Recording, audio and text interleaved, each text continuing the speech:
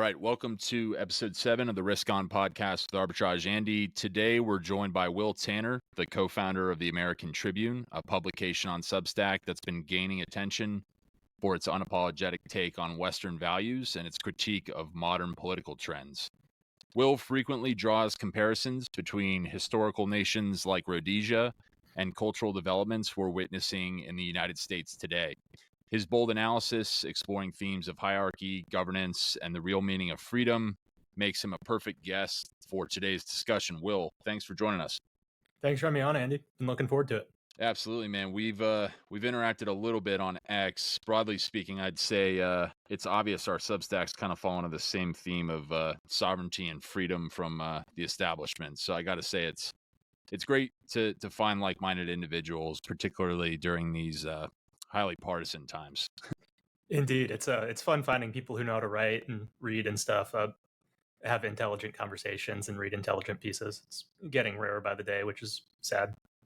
It is, man. You had a couple banger tweets that I definitely want to get into because I find myself just delving through the threads that you're putting out. But I guess to kick off, you often compare the cultural trends in modern America to those seen in Rhodesia and South Africa. Can you elaborate a little bit on specific parallels you see between these countries and the current trajectory of the United States? And it might be helpful if you just want to maybe give a brief introduction about yourself before we dive in here. I'm sure we'll get into the weeds. Yeah, so I'm Will Tanner. I graduated law school in May. I did that right after undergrad. So I've kind of been in the school scene for a while, which is why I was quiet on Twitter before then, just in case. Sure. I've always been a big reader, particularly of military history. As an old stock American, I'm a big Anglophile. I like Tweed. I like bird hunting. I like English history.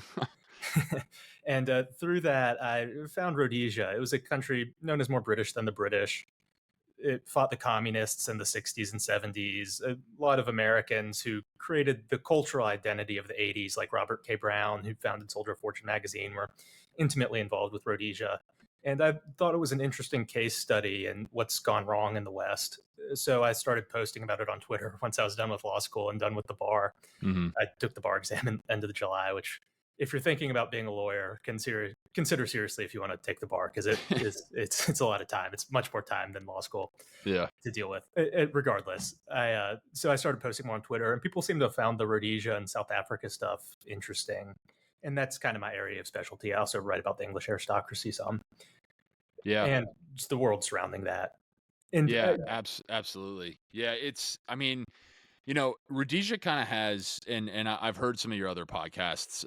So like I've heard, some of sort of the mainliners, but like Rhodesia, at least in the context of like popular culture, has this sort of stigma. I saw you post recently about, I think you were putting out some mugs that had Rhodesia on it. You were running into issues with suppliers. Yeah. I went on to so I actually have a few books on Rhodesia, but I went on Amazon and I typed in Rhodesia, and if you put anything in Amazon, like coffee pot, whatever it may be, you're gonna get 500 results. You put Rhodesia in, and I think you get 4.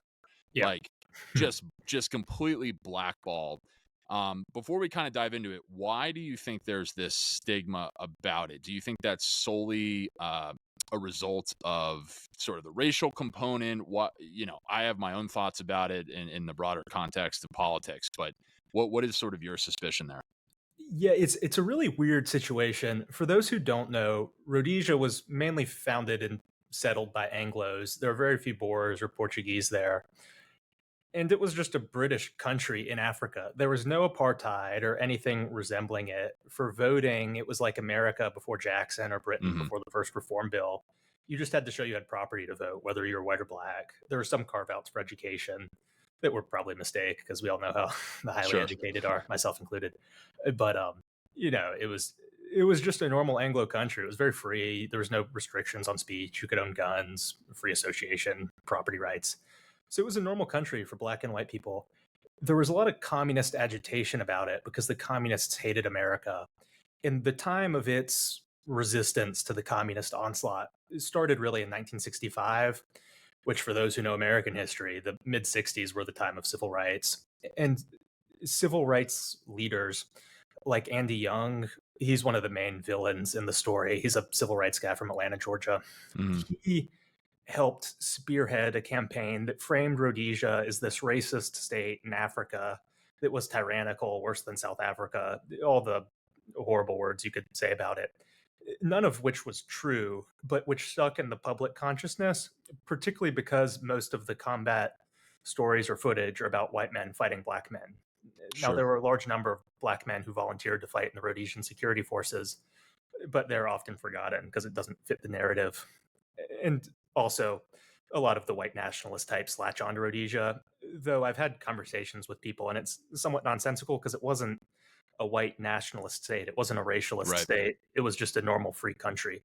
So it's very odd the way it freaks people out in a way that even South Africa doesn't, even though if you care about that sort of thing, South Africa was far worse by every measure. It was less free, less property rights. There was much more restrictions. There was apartheid. Rhodesia had none of that. So it's very odd, but because it's stuck in the public consciousness as a white nationalist state, which it really wasn't, it has this veneer of horror around it that scares people away and gets the people who dislike you talking about anything surrounding that very upset if you do. Yeah. Too often, and I've just sort of identified this over the last several years, the left seems to be more preoccupied with race and with pointing it out than the right, Mhm. which is ironic. You had Tim Walz. I don't know if you saw the video recently. Tim Walz was bragging about the fact that there were 50 different languages spoken in this small Minnesota school. Uh, Tucker Carlson recently commentated on that and said, that's all fine and well to brag about that, but at the end of the day, what it's actually doing is preventing people from building community. It's Mhm. preventing children from forming relationships, from having, a common set of values, and it's actually having the opposite effect. Why do you think they're so insistent on sort of double underlining this whenever they possibly can? Yeah, it's a weird question. I think some of it is just the mythology of the civil rights movement and really America from the time Lincoln sent legions of mainly foreign conscripts down into the South to destroy Hmm. the Cavalier world. The mythos around America is really ahistorical, and it's of this ahistoric, fake, egalitarian world where nothing matters other than merit and freedom, Hmm. neither term of which they ever define. And so anything that rebuts that, they're very against. But they also really like anything, or they like pushing anything that fits that narrative. So when Waltz is talking about 50 languages or however many it really is spoken at the school, never does it cross his mind that maybe it's harder to read the Iliad if you're trying to translate it into Cantonese. Yeah. Only in his mind is that, oh well, like we have someone from Ethiopia here and someone from Beijing, so Right. that's good because it fits this mythos of America as the land of poor huddled masses. Yeah. And Can yeah, so they you? just keep pushing it. Yeah. Go ahead. I didn't mean Oh to no, interrupt. sorry, you go ahead. I was just gonna say on that kind of note, can you elaborate on what specific qualities you see in your study of Rhodesia that maybe embody traditional Western ideals? Yes. So this gets to your earlier question that I never really answered well of why people like Rhodesia and like South Africa.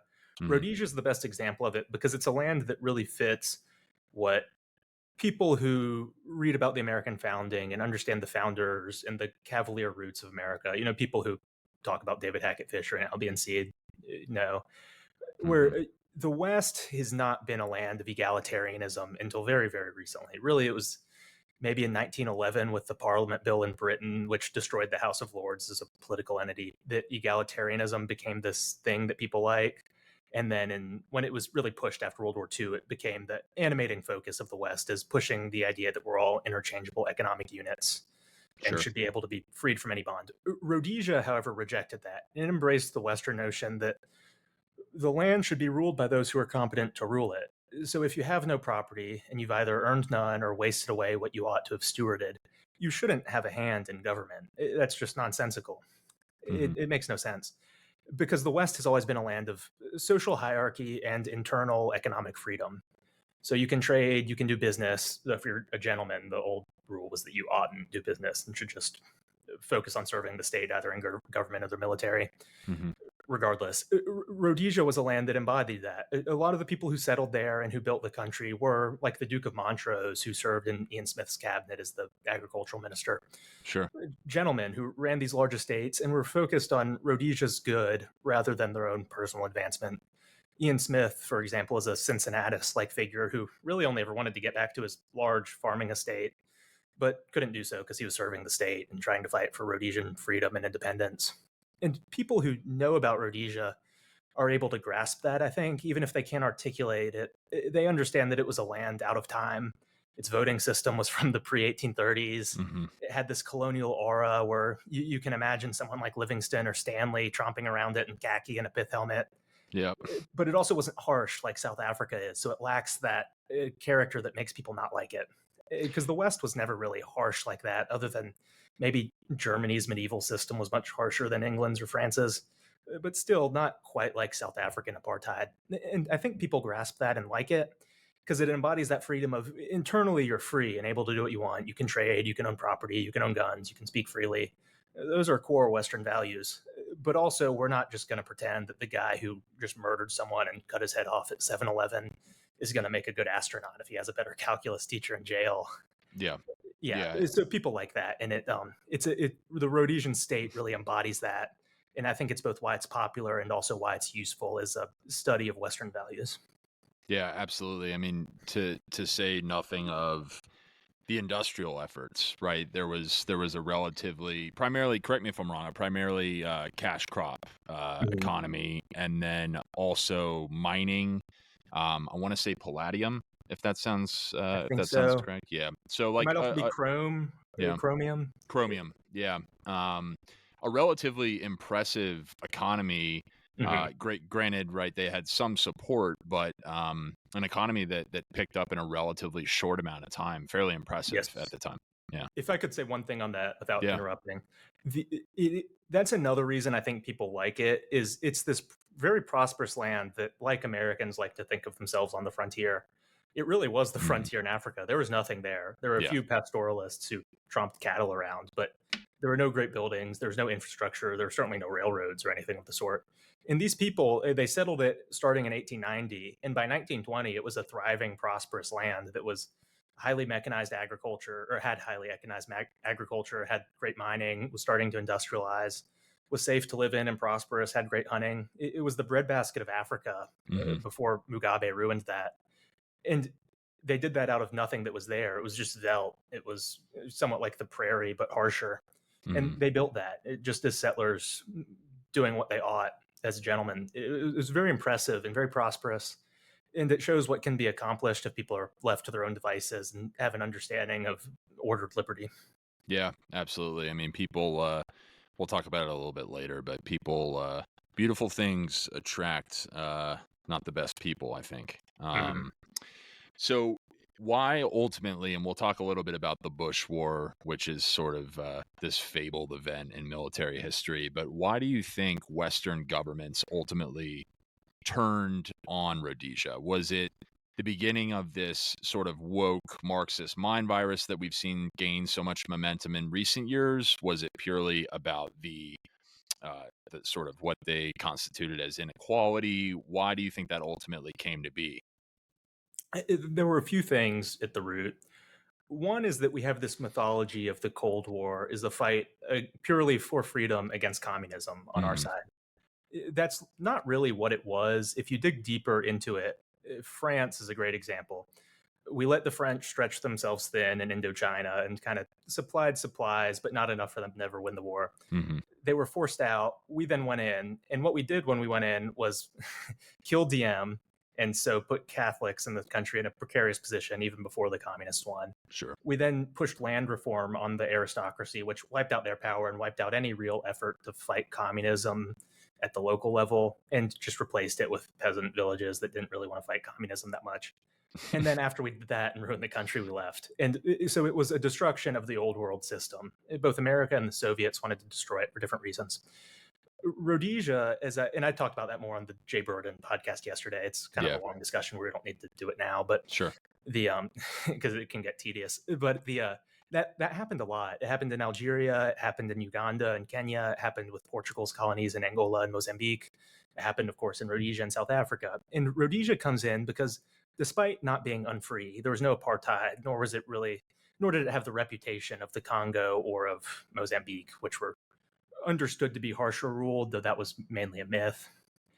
But it did have this air of hierarchy and this air of not being egalitarian. And so Britain, which at the time was ruled by Harold Wilson, who was a socialist, he's the one who raised death taxes in the country to 90%, saw Rhodesia as a country that was rejecting the way Britain went, which is the reason a lot of large landowners in Britain moved to Rhodesia, is they didn't want to pay the large taxes. Interesting. The Duke of Montrose, as I mentioned earlier, he's a good example of that. He didn't want to deal with Britain's nonsense, so he moved to Rhodesia. And Britain hated that because it rejected egalitarianism, which was the animating focus of the post-World War II West. Mm-hmm. America similarly had the same egalitarian tendency, but also had the civil rights movement.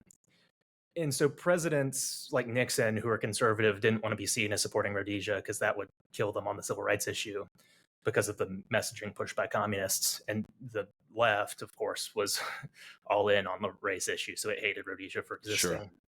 Sure. So Rhodesia faced those forces in the West, and it couldn't say we're not hierarchical, we are egalitarian, because it obviously wasn't. That's the way its state was organized. And so it faced these issues from the West, and the West, because Rhodesia didn't give in and because Rhodesia refused to accept majority rule, which it saw as being something that, like in the Congo, would just lead to bloodshed and disaster. And Ian Smith really wanted the best for the Black population in the country. He writes about that a lot and was very honest about it. So he just refused to give in, and the West destroyed him for that reason, destroyed Rhodesia for that reason. Wow. This one of the biggest criticisms, at least that I've seen in reading online, was their concept of propertied voting. So, do you think ultimately the aim of that, obviously, right, is to keep incompetent people away from the government, away from having that influence on the nation? Do you think that kind of system has any practical application in the context of modern Western democracies? The problem you run into is what you define as property. Does owning the S&P 500 count? Because that's not really American property in the way that in Rhodesia you had to own Rhodesian property. Mm-hmm. So an actual property qualification would just be hard to implement because you're then picking winners and losers between asset classes when really the original intent was getting people to own land and be yeoman farmers, which is impractical now.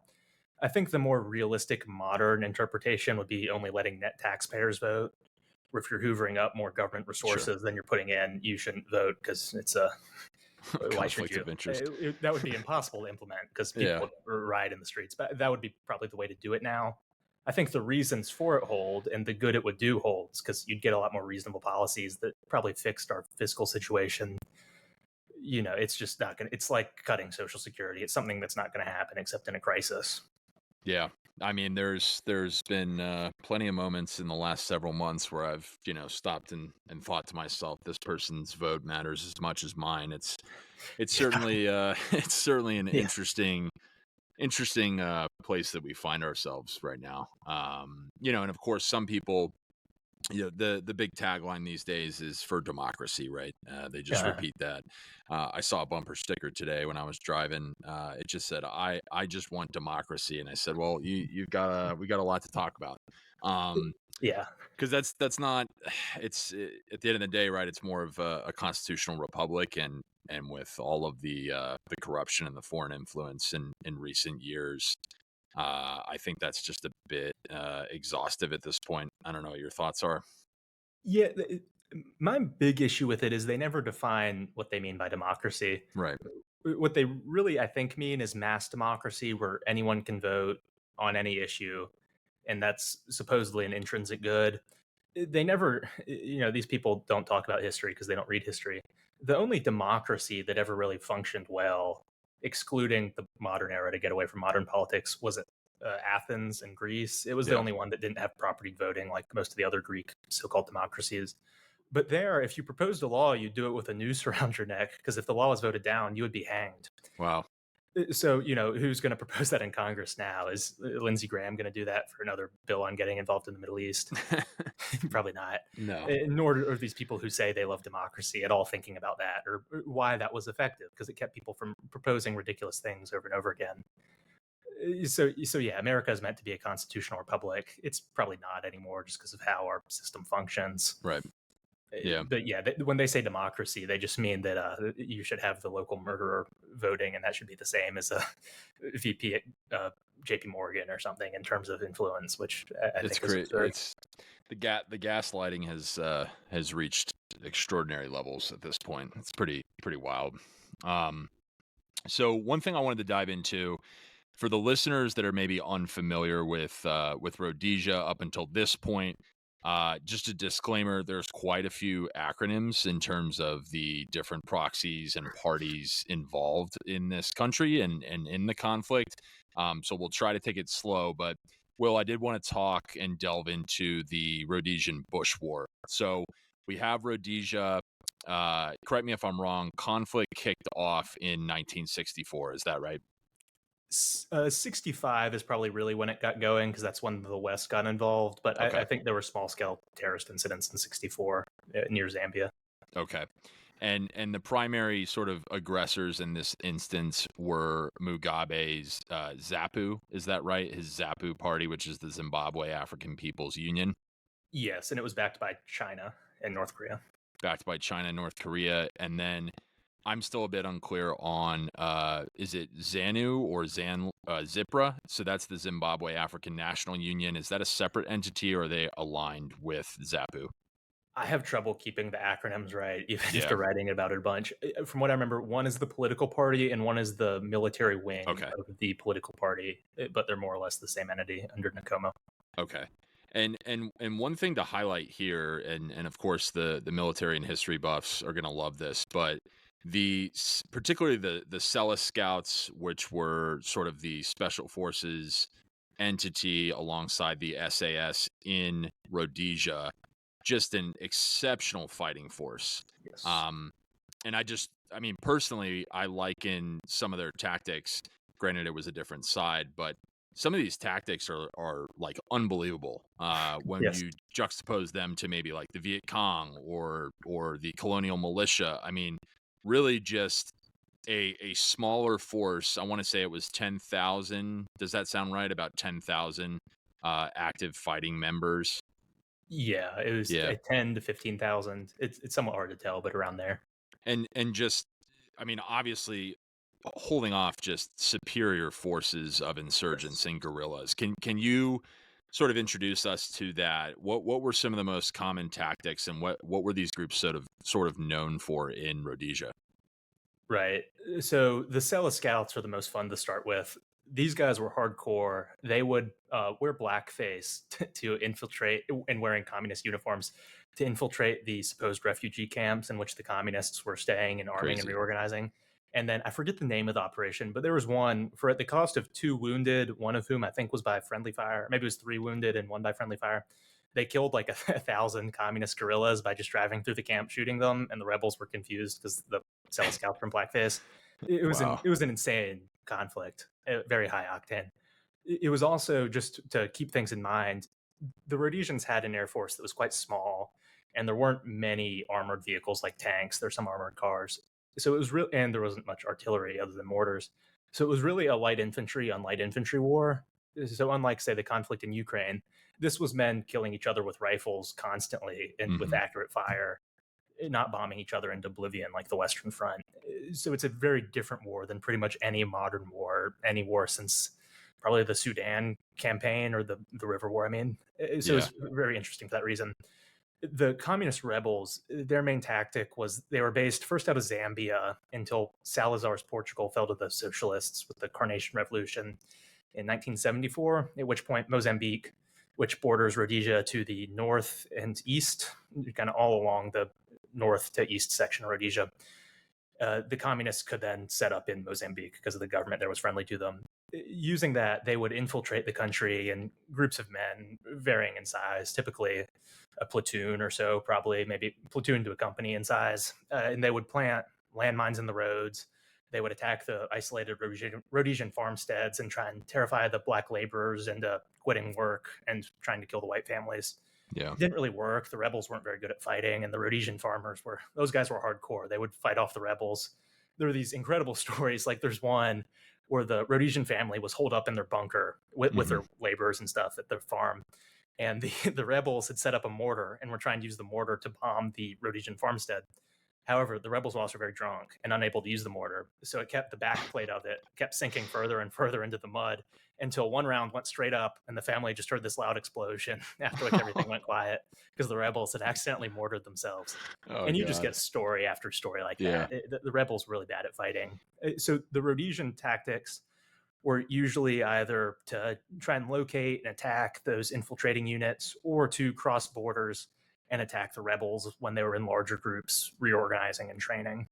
And it was a tit for tat war like that, somewhat like if you read anything about in Vietnam, the attempts of the Navy SEALs to attack Hmm. the Ho Chi Minh Trail.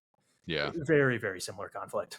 Yeah. There's a book I have here. I don't know if you've heard of it. It's just the Rhodesian SAS Combat Manual. So they sell this. Yes. Yeah. So they sell this online. There's one section here that I would just want to read because I think it just highlights how like hardcore this is. So the Cella Scouts in particular were known for their tracking ability, alongside their fighting ability. And in this section, it talks about characteristics, things that the tracker must look out for. And here it says a few of these are obvious, but it gets a little wilder as I go on. It says trampled grass, disturbed stones, sticks, or soil, discarded wrapping and masticated vegetation, cobwebs broken or wiped off onto a nearby tree or bush, urine and excrement frequently indicated by houseflies, mopani bees, yellow butterflies, and during the rains, dung beetles, the state of dew on the spore, mud displaced from streams or mud on stones and logs, and squashed animal or insect life, and whether it has been attacked by ants. These are like highly granular things that these that these guys are looking out for. I really think you can't overstate how hardcore these guys were. Yeah. For those who are interested, for one, on the Cella Scouts, Tim Bax's book, Three Sips of Gin, is quite good. Okay. But on understanding how these guys were able to do that, if you've ever read the Alan Quatermain novels from, I think they're around the turn of the 20th century, they're essentially based on Courtney Sellis, who was one of the men who settled Rhodesia and hunted it, because there's a lot of African megafauna in the country. Right. And that tradition continued with really good hunters being in Rhodesia. And so being able to track, say, a giraffe or whatever across the veldt where it's hard packed dirt with tall grass, that's pretty difficult if Yeah. these animals are trying to stay hidden, and they could do it quite well. So being able to apply that to the war was helpful. And interestingly, on that note, the founder of the regenerative agricultural movement was what's his name, now I'm forgetting it. I can't remember. It's on the tip of my tongue. No worries. Sorry. No, Sorry no about that. worries. He founded the Was Cell he Scout. from Rhodesia or Yes, he was a okay. Rhodesian. He was focused on elephant preservation and hunting, and he learned about regenerative agriculture through that and applied it to cattle. But he also founded the Cella Scouts and taught them how to track because he was a big hunter. Oh, Alan Interesting. Savory, that's his name. Okay. Yeah, Savory Institute. Okay. Yes. Interesting. Yeah, I mean, I didn't read it, but there's an entire section in this book about looking for indications or signs from elephants and different Yeah. wildlife. I mean, it's just impressive to me. I mean, not only are they like fulfilling this role of obviously of warriors in this conflict, but they've also just commanded that environment. Yes. You mentioned a couple of the instances where the rebels would approach Rhodesian farmers. I also know that the Cella Scouts and other units employed what we'd probably constitute these days as forms of psychological operations. So they would very frequently pay off or convince captured rebels to actually join their forces. And apparently there was a very low rate of those individuals that ended up turning against them, which I also think is just a testament to that unity that they had. You would assume that those guys would hightail it or turn on them the first chance they get but based on what Right. I've read, that happened very, very rarely. Well, that ties into one of the most interesting parts of Rhodesian history, which is that unlike most of Africa, the relations between the black natives and the white settlers were extremely good. There Yeah. was never a genocide in Rhodesia that there was against the whites in, say, the Congo with the Simba Rebellion Right. or in Mozambique after the Portuguese left. The whites had their land confiscated and were forced out by Mugabe, who was awful. But the natives quite liked them. And you see this, the white farmers have been returning since 2017 because the government deposed Mugabe and invited them back in. And the locals are overjoyed to see them return. And that was really the identity of Rhodesia. So that ties in with the war because these rebels would infiltrate. And if they weren't torturing the black laborers, they were trying to get them to turn on their bosses, Yeah. the white farmers. But they wouldn't do it. Often the villages, which Ian Smith had a great relationship with, the tribal chiefs, the villages would just turn over the infiltrators to the Rhodesian security forces because they saw Rhodesia's cause as being worth fighting for. Wow. Interesting. Yeah, it's crazy. I mean, it kind of combines, all different aspects of guerrilla type conflicts we've seen around the world. But I also think it says a lot that they were so committed to that cause, and Mhm. as time went on, right, it became apparent with with the collapse of the Portuguese Empire and the backing of more forces from Mozambique that they were outnumbered, and yet they continued to fight. So ZANU won the election towards the tail end of the Bush War. Mugabe became the first prime minister of Zimbabwe, I believe, in 1980. Mhm. Ironically, following the Bush War, Zimbabwe, along with some of those other neighboring countries, faced major economic issues, ethnic and political hardships. I know Mugabe, was implicated in electoral fraud, different types of atrocities. Is that vindication for Rhodesia in retrospect that what they had was a good thing? I really think so. If you look at what Mugabe did, he first genocided the opposing tribe that had largely backed Nkomo during the war. That was the Ndebele. Yeah, Mugabe was a Shona, and they were conflicting ethnic groups of the black population in Rhodesia. So he genocided them, wiped them out. It was called the Guru Kundi. I can never pronounce those words, but it was yeah, something like that. It was awful, bloody. Jimmy Carter and Andy Young continued backing him as he did that, as did Britain. Then he waited a few years and then confiscated the guns of the white farmers so they couldn't defend themselves. And after that, his attacks really picked up. He'd send his thugs to humiliate them, steal their stuff, and then he confiscated their land and took it away. Since then, Zimbabwe is known for two things. One is famine, because it can't grow anything anymore. It's right, a far fall from being the breadbasket of Africa. And as the breadbasket, it not only grew grain, but also highly valued tobacco and wine that or right, grapes for wine that were great. It valued, produced a ton of them, fed the continent. Didn't do that under Mugabe because no one knew how to farm with the people he handed the land to. And also hyperinflation, of course, which is right. right up your alley with financial stuff. Yeah, That's what the country's known for because it's been a disaster. He didn't understand the complex system that involved Rhodesia selling its agricultural goods largely for foreign exchange abroad and then using that foreign exchange to buy stuff. So once it ran out of agricultural goods, they had no foreign exchange, so they couldn't buy anything. So they starved and hyperinflated the money, couldn't pay their debts. It was a disaster. yeah, It stands quite in contrast to Rhodesia, which for black and white alike was a free state. They could speak freely, they could own property. They were largely prosperous. The blacks in the country had the highest standard of living for blacks in the continent. It was a it's successful crazy. country in every way, and that was destroyed entirely by Mugabe, which I think really shows the importance of the Rhodesian state as something that existed in the old world way, the hierarchical way, and because it was really only because of that that it succeeded. Because once it tried out egalitarianism, it got the typical African system of one man, one vote, one time dictatorship. Yeah, yeah. So it's funny because I was just looking before we hopped on here at some of the Chinese influence in Africa in terms of imports and economic activity, extradition, those kinds of things. They're extremely active on that continent. And then I hopped on X and I actually saw your most recent tweet from today, and it's a clip from the 2011 documentary Empire of Dust. Do you want to maybe just tell the listeners what this is because Yeah. it's ironic? And then when I saw that it was a Chinese guy in the video, that was even more ironic. Yeah. But you want to kind of walk the listeners through that?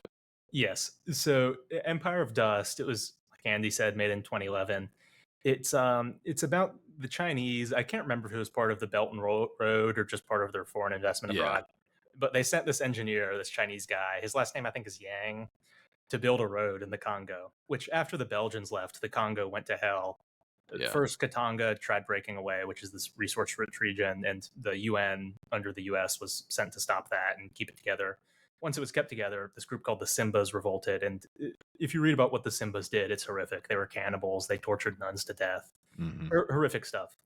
That's important because ever since my corps, who was a South African mercenary, defeated them and was then forced out by America because they said it was racist for him to pacify the country at the bequest of its government. Yeah. The Congo has been chaotic: civil war, massacres, starvation, just one of the most horrific countries in post-colonial Africa, which is really saying a lot. The Chinese, however, wanted to invest in it, so they sent this guy to build a road. And he gets there, and it's just a mess. Nothing works. Nothing functions. There's no infrastructure left. Everything that the Belgians left, which under the Belgians, the Congo, most of the atrocities the Belgians are accused of didn't really happen. And the Belgians had turned the Congo into this jewel of Africa with beautiful cities, functioning railroads, great roads. It was really a jewel. It rotted entirely under the post-colonial regime. And so he's trying to build this road, and he tells them, he says, you should have learned something from the Belgians. They were trying to help you, and they built all this stuff, and you literally just let it rot. Like, we went to the mines earlier, and all the belts and wires and everything were just frayed and falling apart. You have no roads, which, as a fact, the Congo has fewer miles of roads now than it did when the Belgians left in 1960. Right, and the guy says that, I think, in the video, Yes, right? Yeah. Yeah, he says it. And the African guy who he's talking to for this is, instead of saying, oh, well, that's kind of a good point, it would be nice to have plumbing, he's just glaring at the Chinese guy and laughing. He's pissed. He's pissed. And so it really shows what happened to the continent. It's just a mess. And the Chinese, unlike the British, aren't do-gooders trying to make it a better place. They're trying to get a return on that investment.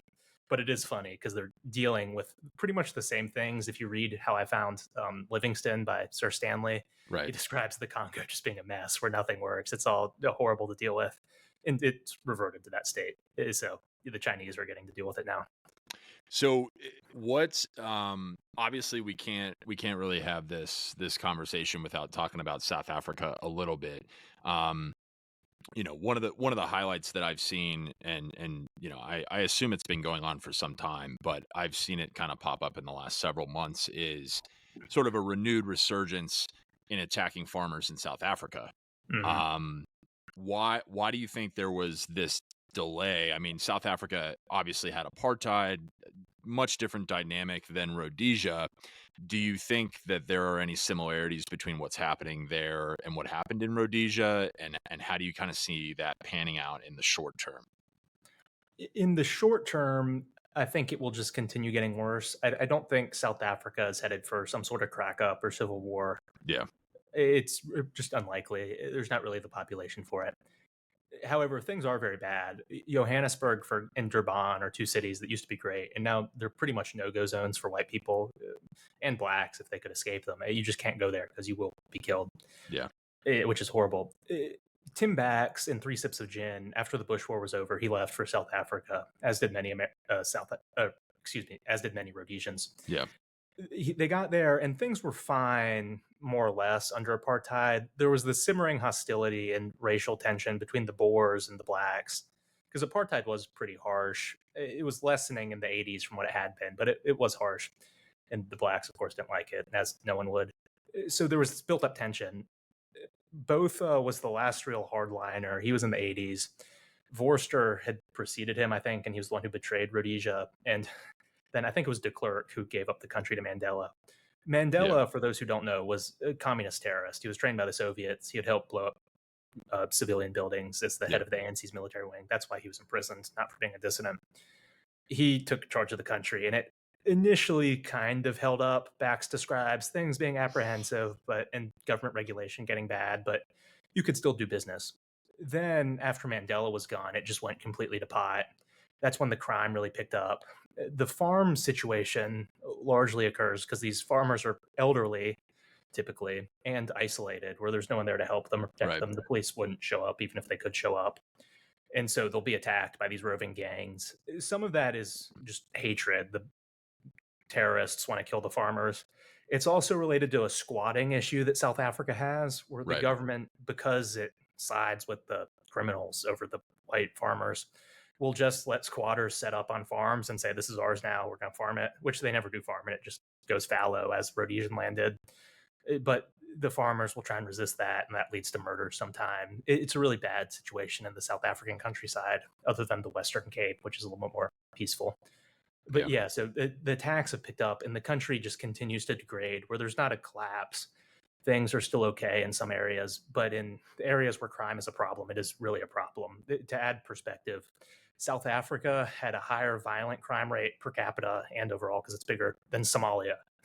The land of pirates, where you can buy Crazy. stock in pirate ships, is less Yeah. violent than South Africa. Yeah. Yeah. It's wild. To sort of pivot maybe more towards modern times, I think a lot of these trends, unfortunately, we're going to start seeing in the States. I think, and Western countries. I think we've already actually seen that start to happen. But you argue that many people are more interested in lip service to equality than actual societal prosperity. How do you think this mindset affects contemporary Western politics? And is there some way for us to shift public opinion toward valuing effective governance over symbolic equality? We have, at least in my town, I've talked about it before. I drive around, everyone's obsessed with the current thing, whether it's Ukraine. I mean, there's like rocks in my town that are painted with the Ukraine flag. It's like actual insanity. We moved on from COVID and masks. Now it's Ukraine, despite the fact that we're, uh, poking the bear and risking, a nuclear war or escalation in Europe. It's just like there's not a lot of thought going on around these issues. It's just like, what am I supposed to support on this given day? I'm sure you've seen like Yeah. the NPC memes switching out the brain chip.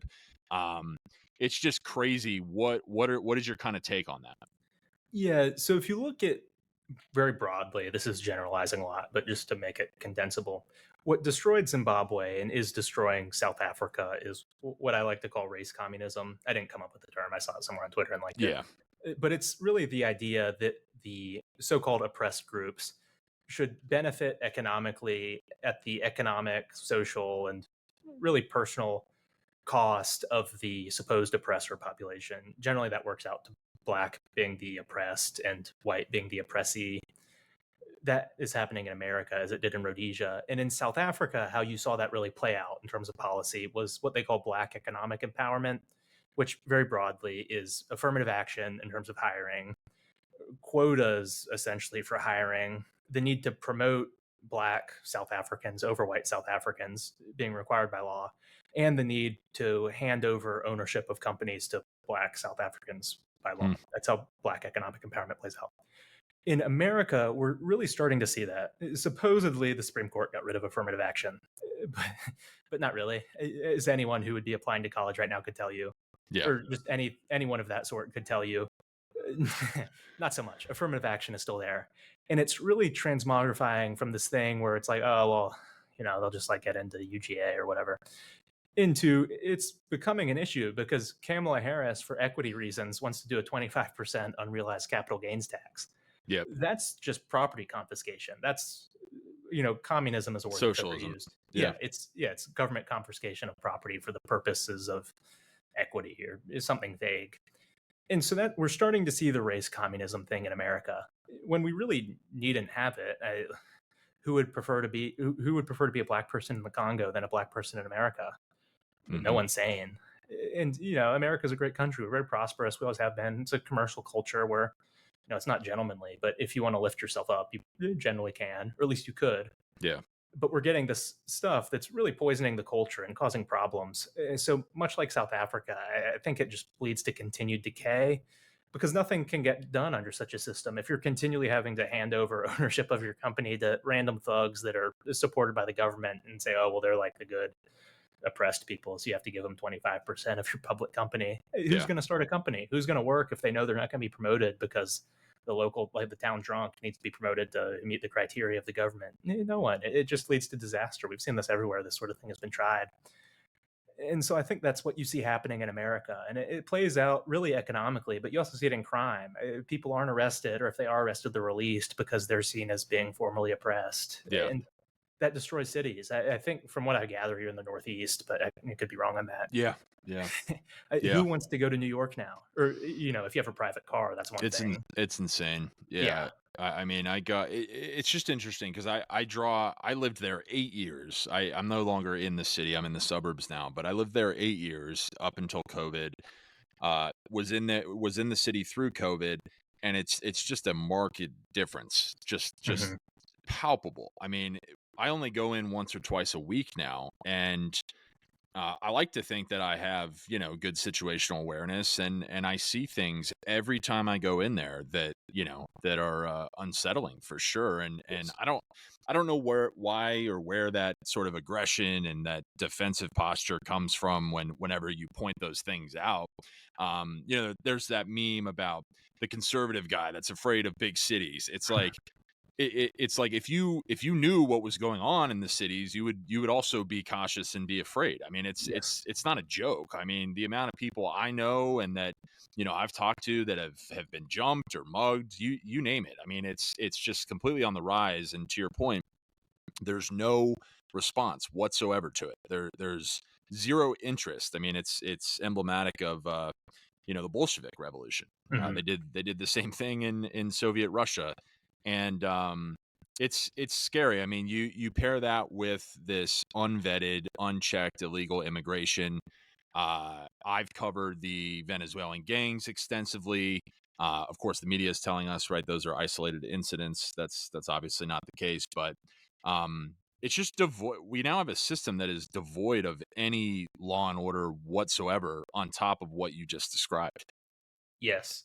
And adding to that, much like South Africa, uh, people mock conservatives for being scared of going into cities. And really, at least for those who are armed, it's not, well, I'm like afraid I'm going to be mugged because, I am armed and, Yeah, or, theoretically, I'm not saying I am right now or whatever, yeah, but just theoretically, it's like, well, I can defend myself. The problem is, what's the government going to do to me if I do? exactly. What if you're Yeah, Daniel Penny or yep, some guy's threatening to kill you and your fellow passengers? You try and restrain him and he dies. It's like, well, you're going to be killed in prison. yep, yeah, People don't want to deal with that. And adding to that, it's not just the tyranny of the situation, though that's the biggest problem and quite bad. It's also the added friction of these issues. Like, if you can't ride the subway in New York, just think about the lost like production and growth that yeah, that causes just from all the issues. Maybe it'll be good for people's health if they're walking, whatever. But there's all these issues that are really big ones and really contribute to our decay and decline in a way that people won't consider because ideologically they don't want to consider it, but it's baked into the current state of things. yeah. It's crazy. I think that's a good segue to the current election. In your opinion, and we could probably talk about this for a while, but how has the media landscape shaped this battle between the American? Because before I ask this question, I guess, and I'd be curious to see if you agree with me. I say it a lot. I don't necessarily see this political spectrum anymore as Democrat versus Republican because there's members of both sides of the aisle that inhabit this establishment DC uniparty. Call it what you want. Call it the deep state, the cabal, whatever it is, and people use whatever terms they want. But they're characterized by foreign influence, by corruption, by decisions that repeatedly place their own interest over the people's. How do you think the media is kind of playing a role in that? I know you have the American Tribune. You're working as I am to try to level the playing field a little bit. Um, but how do you kind of see this coming to a head? Because I ultimately view this race as the establishment versus the people, and Hmm. I think that's the simplest way to put it. Yeah, it's interesting. I think there's a growing alternative media sphere. You and I represent that, as does Joe Rogan or even Glenn Beck's Blaze. They're Hmm. kind of varying shades of the same sort of alternative thing. It leans right, but isn't really interested overly much in like immediate politics or like going out to support their local school Yeah, board representative or whatever. It's not really the vibe, for lack of a better word. It's more theoretical or economic focused, that sort of thing. The legacy media, by contrast, is purely focused on selling an ideological narrative that It's like in the Lego movie when they're like singing "Everything is awesome." It's CNN doing that. Is Yeah. like thugs burn down your city for unclear reasons, and or let are able to do so because the government, like Governor Walls, is unwilling to stop them. Yeah. And so it's very weird because the media, I don't think the media doesn't have an oversized effect in like I don't really know how to like. I don't think people think differently of Trump the man after having met him, or if they already like him or already dislike him because CNN says he's bad. The media does, however, frame issues very well in terms of what they want to do, where it's kids in cages, or like there's the meme where it goes from Obama's common sense immigration policy to Trump's kids in cages to Kamala's common sense immigration policy, Yeah. and it's just the same picture every time. The media does that. So when it's talking about how it's influencing this election, CNN isn't really interested in saying Debbie Brown is going to be the best candidate for the 31st ward in New York, or whatever. They are interested in framing, well, if you disagree with people like Debbie Brown, though we're not naming her by name, and I don't think that's a real person, it's just a name. I don't want to be sued for libel. But Yeah. they want you to think, "Oh, if you're opposed to her, that's because you hate women," and all these things that you don't really think about, whether it's abortion or higher taxes or letting criminals get out of jail free. That's all being a good person, and you want to be a good person. So the media has really framed this as a fight between the good people and the bad people. There is Yep. one commentator calls them the sky people and the dirt people. Yeah. And alternative media, I think, has done a good job of rallying the dirt people around the idea of being that, and same with the legacy media and the sky people. So it's become that conflict. Yeah. How do you see? So we obviously talked about Rhodesia. How do you see the role of cultural narratives from places like Rhodesia and South Africa as informing American perspectives on potentially resisting centralized oligarchic control? Are there any lessons that spring to your mind from their experiences that you believe could help us, or maybe chart a different course forward? Yeah, there are two. One is Rhodesia, because of its precarious position and because of pressure from the South Africans, kept trying to negotiate with the West and with the communists. And that was really a waste of time that put them in a bad position. Because once people are ideologically against you, there's really no negotiating with them. You either have to win or lose. Hmm. So I think the right would do much better to, instead of saying we're going to find the common sense middle ground on immigration, the right should identify what it wants, which is probably no immigration plus deportations, Yep. is my read of the situation Yeah. broadly, and go Yeah. for it. Like instead of saying, well, we're going to negotiate like Langford did with some awful immigration bill, we're going to go for it because this is what we want. And it's a waste of time to pretend we have middle ground with people who want to kill us. Yeah. Secondly, South Africa is just useful because it shows what will happen if we continue on this track.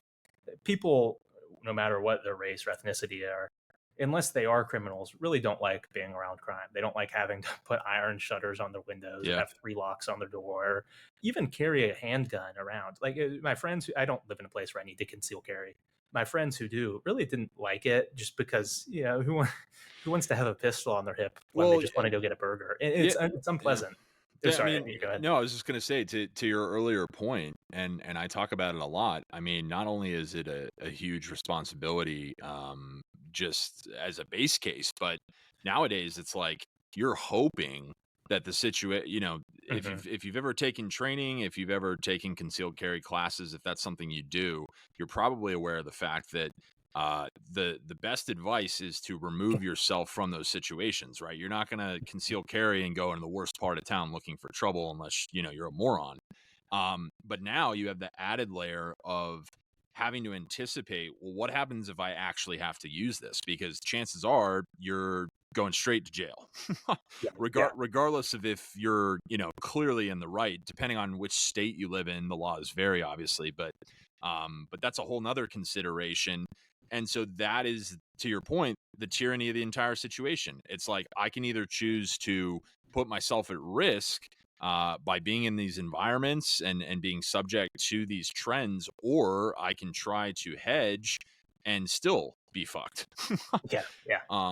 And that just, I mean, it just boils my blood, man. I mean, I know people in my family. I myself have had some run-ins in New York City, and I've been in situations where I've felt a threat, and it once you get past that initial shock and adrenaline, it pisses you off because you realize that you're really in a lose-lose situation.